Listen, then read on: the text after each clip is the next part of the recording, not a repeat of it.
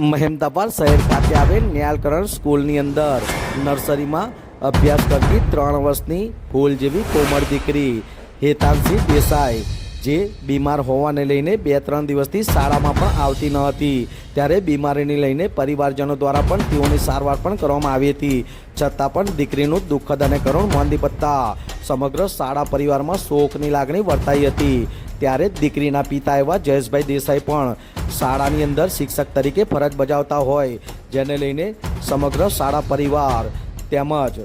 શાળાના managing trustee સેવા સંત સાધુ સ્વામી વિશ્વ વલ્લભદાસજી તેમજ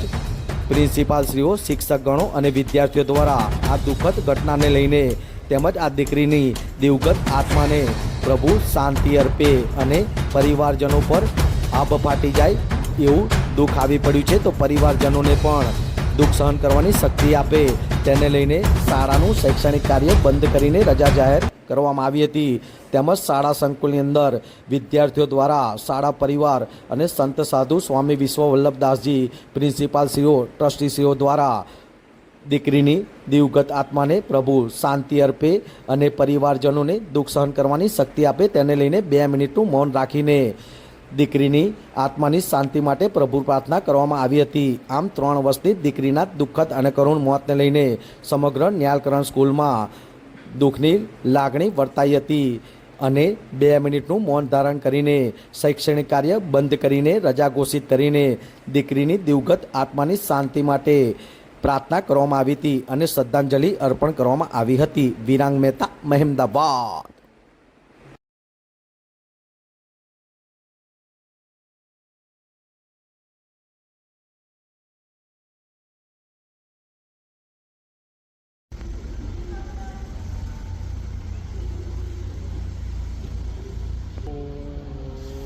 શાંતિ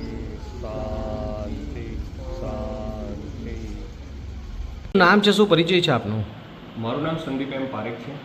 હું ન્યાલકરણ સ્કૂલમાં પ્રિન્સિપલ તરીકેની ફરજ બજાવું છું। આજે ન્યાલકરણ સ્કૂલમાં નર્સરીમાં અભ્યાસ કરતી માત્ર 3 વર્ષની દીકરી, જેને કોઈ બીમારીને લઈને સારવાર પણ કરવામાં આવી અને સારવાર દરમિયાન 2-3 દિવસથી દીકરી શાળામાં પણ નથી આવતી આ બીમારીને લઈને, અને સારવાર દરમિયાન અથવા તો તેઓના ઘરે તેનું દુઃખદ અને કરુણ મોત નીપજ્યું છે, બરાબર? શું કહેવા માગો છો? શાળામાં ભણતી વિદ્યાર્થીની હેતાંશી જયેશભાઈ દેસાઈ જે નર્સરીમાં અભ્યાસ કરતી હતી, ત્યાંના પિતા જયેશભાઈ દેસાઈ જે ગુજરાતી મીડિયમમાં શિક્ષક તરીકેની ફરજ બજાવે છે, તેઓએ અમને એક જાણ કરેલી કે એની તબિયત સારી નથી એવું મૌખિક એમણે જાણ કરી હતી,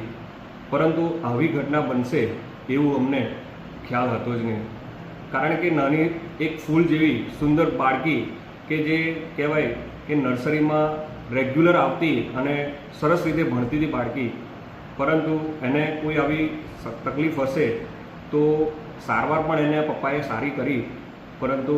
ભગવાનનું આગળ આપણું કોઈ ચાલતું નથી, તો આવા સમયે જે આવી પડેલ દુઃખ છે એના માટે અમે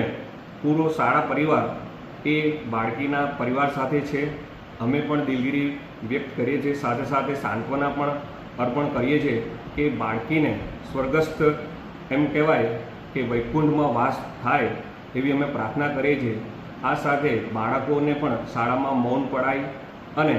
સાથે શૈક્ષણિક કાર્ય બંધ કરવામાં આવેલ છે અને વિદ્યાર્થીઓને ઘરે રવાના કરેલ હતા, તો આ સમયે શાળા પરિવાર ફરીથી આ બાળકીની શ્રદ્ધાંજલિ અર્પે છે કે ભાઈ દિગ્વંતના આત્માને શાંતિ અર્પે એ જ પ્રભુને પ્રાર્થના। સાથે બાળકીના પરિવાર પર આવી પડેલ આ જે કરુણ ઘટના છે એના માટે અમે પણ પ્રભુને પ્રાર્થના કરીએ છીએ કે તેઓને સહન કરવાની શક્તિ આપે અને બાળકીને વૈકુંઠમાં વાસ આપે। ઓમ શાંતિ।